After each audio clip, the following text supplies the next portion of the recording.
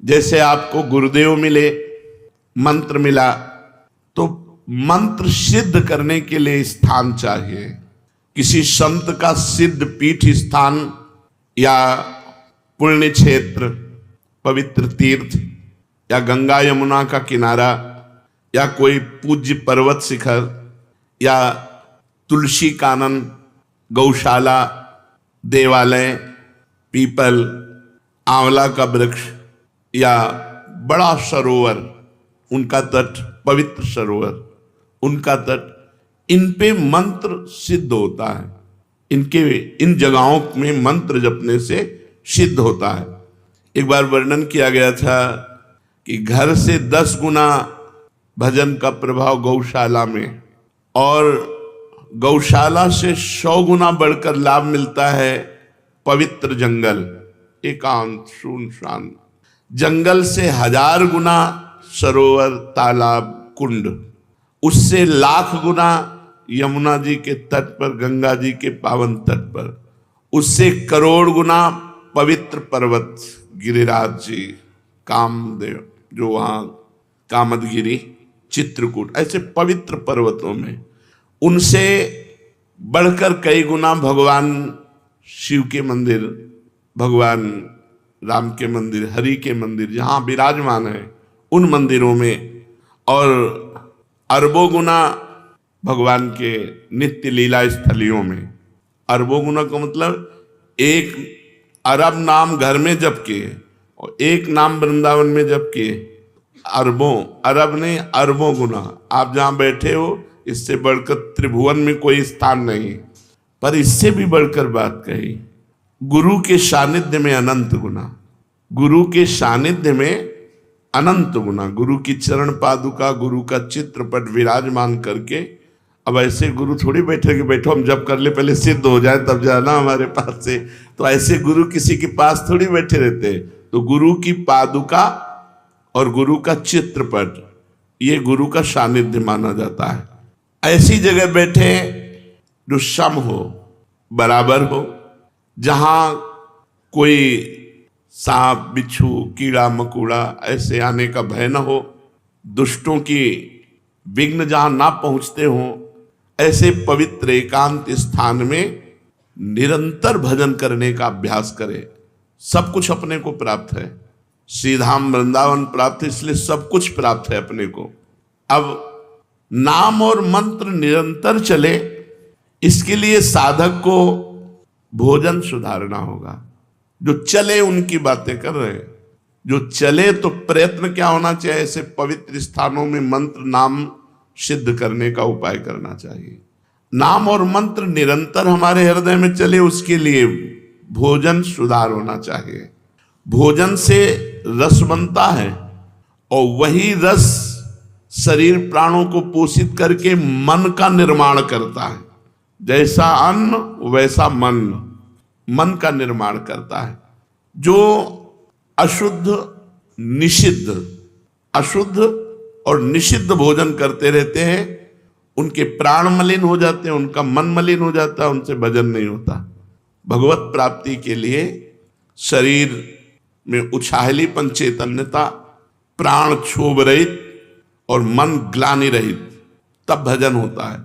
जिस समय हम अपवित्र भोजन करते हैं तो चित्त में मल और विक्षेप धारण हो जाता है। चित्त पकड़ता है गंदी बातें, पूर्व की बातें, दुश्मनी की बातें, ये वो सब, वो उनको पकड़ेगा। मंत्र तुम्हारा चल रहा, मंत्र को नहीं पकड़ेगा यदि भोजन सही नहीं है। तो भोजन पवित्र है तो चित्त विक्षेप छोड़ करके मंत्र को पकड़ता है और चिंतन करता है। चिंतन का कार्य चित्त का है। अन्न का सबसे बड़ा प्रभाव भजन में पड़ता है। भोजन में गृहस्थ है तो धर्म पूर्वक कमाया हुआ धन, उसी से पेट भरे और नहीं। ये नहीं कि रास्तों में बट रहा है या बाबा जी के यहाँ भंडारा हो रहा है तो हम, गृहस्थ नहीं। अगर आप किसी भंडारे में पाते हैं तो कीमत लगाइए कि 100 रुपये का भोजन आपने पाया तो 101 रुपये रख के वहां प्रणाम कर लीजिए। ऐसे गृहस्थ के लिए उचित नहीं। कहीं भी ये खुशी मत हो कि फ्री पा लिया। भोजन पाओगे सुकृत नष्ट हो जाएंगे, भजन में विक्षेप पड़ जाएगा। न्यायोपार्जित धन होना चाहिए गृहस्थ का, तभी उसकी भक्ति बनेगी, तभी उसका भजन बनेगा। अन्याय से, बेईमानी से, चोरी से, छल कपट से पाया हुआ धन और उससे जो अन्न पाया जाएगा, उसकी क्रिया ही मूल में अशुद्ध है, तो वो भजन नहीं कर पाएगा, उसका भजन सिद्ध नहीं होगा। बड़ा विक्षेप युक्त कोशिश भी करेगा तो भजन नहीं होगा। अगर पूरा भोजन आपका पवित्र है, गंदी कमाई का है, तो भजन सवाल नहीं। भोजन चित्त का निर्माण करता है, चित्त मंत्र या नाम को पकड़ता है। जो अन्यायी है, अन्याय से धन एकत्रित करता है, भूल जाए कि वो भजन करेगा। पाखंड माला हाथ में, मन संसार में, भजन नहीं हो। इसलिए पहले भोजन पर सुधार कीजिए। गृहस्थ है तो न्यायोपार्जित धन के द्वारा अपना उदर पोषण करे, किसी का भी फ्री पानी न पिए। देख लो आपका भजन बढ़ेगा। कोई हलवा पूड़ी रास्ते में बट रहा नहीं, आप कोई विरक्त थोड़ी गृहस्थ हो, खरीद के खाओ, पवित्र जगह से खरीद लो। यदि वहीं पाना है तो 150 रुपये भेंट रख के आओ, खाली हाथ नहीं कि खाया और चल दिया, बड़ा मौज है, तुम्हारे सुकृत नष्ट हो जाएंगे। अब आया सन्यासी, ब्रह्मचारी, वैष्णव, ये भोजन कहां से पाए? इसमें सर्वोपरिवृत्ति आकाश वृत्ति। आकाश वृत्ति कहते हैं जो परमात्मा स्वयं हमारे पास पहुंचा दे, कहीं मांगा नहीं, इशारा भी नहीं किया, हमारे पास जो आ गया उसी से उदर पोषण। काशी में इसी आकाश वृत्ति से रहते थे। दूसरी वृत्ति पवित्रता में माधुकरी। मधुकर कहते हैं भ्रमर को, जैसे एक एक फूल से थोड़ा थोड़ा पराग लेकर भौरा अपना उदर पोषण करता है, ऐसे 5 घर या 7 घरों से एक एक माधुकरी लेकर के अपना उदर पोषण करे। श्वान वृत्ति कभी स्वीकार न करे। धनी पुरुषों की चाटुकारिता करके अपनी व्यवस्था करा लेना, श्वान वृत्ति कभी नहीं। सिंह वृत्ति कभी धारण न करे, अपनी तपस्या का रुआब, अपना चमत्कार दिखा करके भरण पोषण नहीं। आकाश वृत्ति, मधुकर वृत्ति, मधुकरी वृत्ति, और सबसे महान है अजगर वृत्ति। आकाश वृत्ति में तो हम व्यवस्था करेंगे, हमारे पास 100 रुपये आ गए तो हम गेहूं लाएंगे, चावल लाएंगे, दाल लाएंगे, तब व्यवस्था। वो ये भी नहीं करेगा, बना बनाया मुंह के सामने आ गया तो खा लिया नहीं। अजगर वृत्ति, इन वृत्तियों को धारण करे। जो सन्यासी हैं, बैरागी हैं, भगवत मार्ग के पथिक हैं, अगर वो किसी आश्रम में पाते हैं तो पूरी पसीना निकालने वाली सेवा होनी चाहिए। 4-6 घंटे की सेवा की। नारायण स्वामी जी जब वृंदावन वास कर रहे थे तो 8 घंटे लेबरी करने के बाद कह देते मुझे 4 रोटी दे दो बस। 8 घंटे मेहनत करते और 4 रोटी लेते, खूब भजन करते। ये मत समझो कि आप भजनानंदी हो, बढ़िया कपड़ा, बढ़िया जूता, बढ़िया भोजन, ये फ्री है।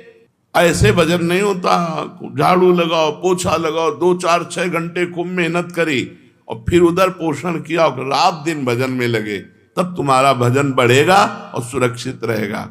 नहीं तो माधुकरी पाओ और यमुना किनारे पड़े रहो, वहीं मांगो, खाओ, यमुना जी के पावन तट पर रहो, कोई सेवा मत करो, फिर तुम्हारा भजन भले बन जाए, वो भी गुरु आज्ञा से, मनमानी आचरणों से तो वो भी नहीं। जो भोजन पवित्र नहीं पाता उसमें आलस्य, प्रमाद और भोग कामना, ये 3 बातें रहती हैं। पड़े रहना, अरे हम नहीं कर पाएंगे सेवा, थोड़ी सेवा है वो भी उतनी जगह अपवित्र पड़ी, पोछा नहीं लगाया। प्रमाद, भोगों का चिंतन, ये खा ले, ये भोग ले, वो भोग ले, भजन नहीं। और चाहे गृहस्थ हो या विरक्त, भोजन आधा पेट अगर भजन करना है। जब भजन में मन लगेगा तो भोजन में रुचि नहीं होती। और भजन का बल होता है कि ऐसा नहीं होगा कि म्यों म्यों ऐसे 8-8 दिन भोजन नहीं मिला, गंगा जल केवल पी के, कभी हमको महसूस नहीं हुआ ऐसा। आहार दबा दबा करके करोगे तो भजन थोड़ी होगा। अपने गुरु जी को जीवन भर देखा है, अब भी देखा है, वैसा ही दिनचर्या है। 2 रोटी से कभी 2.5 नहीं पाते। अपने हाथ की बनाई 2 रोटी और शाम के दूध। एक दिनचर्या आजीवन के लिए भोजन की होनी चाहिए। विरक्त को भी भोजन में 3 दोष माने गए हैं, एक जाति दोष, एक आश्रय दोष और एक निमित्त दोष। जाति दोष वो है जो स्वभाव से निषिद्ध होते हैं, जैसे प्याज, लहसुन, शलगम, गाजर, ये भजन में विक्षेप डालेंगे ही डालेंगे। ये तमोगुणी जाति के हैं, इसलिए इनका प्रयोग नहीं करते। तमोगुण इनसे प्रकट होता है। यद्यपि ये इनकी प्रकट होने की प्रक्रिया पवित्र है, जहां आलू प्रकट होती है वहीं प्याज लहसुन भी वैसे ही मिट्टी में, पवित्र मिट्टी में प्रकट होते हैं, पर ये भजन के लिए निषिद्ध है। ये बुद्धि में, भजन में विक्षेप डालते हैं, इसलिए संतों ने इसे मना किया है। ये कोई ऐसा नहीं कि प्याज लहसुन पाओगे तो पाप हो जाएगा, लेकिन भजन नहीं बनेगा। भजन शुद्ध बने, ये तमोगुणी वस्तु है, इसलिए इसको त्याज्य किया गया। ये ऐसा नहीं कि एकदम मांस मदिरा की तरह, ऐसा नहीं है। ये हमारे भजन में वृद्धि पड़े, इसलिए सलगम, लहसुन, प्याज, गाजर। जाति दोष वाली वस्तुएं यदि हम पाएंगे तो ये हमारे मन को अपवित्र कर देंगे और भजन नहीं होगा। दूसरा, आश्रय दोष। जैसे रसोई आपको खीर पूड़ी बड़ा पवित्र बना के दी गई, लेकिन उस रसोई में मांस रांधा गया है, वही गैस चूल्हा है, वही बनाने वाले हैं, वही पात्र है, ये आश्रय दोष हो गया। अगर आप पाते हैं तो आपकी बुद्धि भ्रष्ट हो जाएगी। जैसे मांस खाने से बुद्धि भ्रष्ट होकर उसका नरक गमन होगा, ऐसे ही उस रसोई का पाने से आपकी बुद्धि भ्रष्ट हो जाएगी, भजन में नहीं लगेगी। जैसे आश्रय दोष में पहला ये, जैसे शराब की बोतल है और उसमें गंगा जल भर दिया जाए तो आश्रय दोष के कारण वो गंगा जल आचमन के लायक नहीं रहेगा। जैसे जहां शराब रखी हुई है उसके पास आपके सब्जी रखी हुई उसी फ्रिज में, वो सब्जी वो आश्रय दोष के कारण अपवित्र हो चुकी है, क्योंकि वो मदिरा वहां रखी हुई है। इस तरह से आश्रय दोष का त्याग, जाति दोष का त्याग। जाति का यहाँ मनुष्य से नहीं है, या वस्तुओं से है। जो वस्तुएं शास्त्र निषिद्ध है उन वस्तुओं का सेवन न करें। आश्रय, आश्रय बहुत ही विवेक के, कहाँ भोजन, किनके यहाँ भोजन, कैसे आचरण करने वाले, बहुत ध्यान से। शुद्ध गाय का दूध भी यदि शराब के पास रख दिया जाए, जैसे फ्रिज है, बोतल शराब की रखी, वहीं दूध रखा है, वो दूध अपवित्र शराब की तरह आश्रय दोष के कारण हो गया, वो वैष्णव को कभी नहीं पाना चाहिए। इसीलिए बिना परिचय के भोजन नहीं करना चाहिए। अब अपने फ्रिज में क्या क्या रखे हुए है, कैसे खाता पीता है क्या। अब इसीलिए माधुकरी वृत्ति को हम ज्यादा प्रेरित नहीं करते। तो ऐसे हम कोई पेट भरने के लिए बाबा जी बने क्या? उनकी पवित्र माधुकरी, जो पवित्र आचरण करते हैं, पवित्र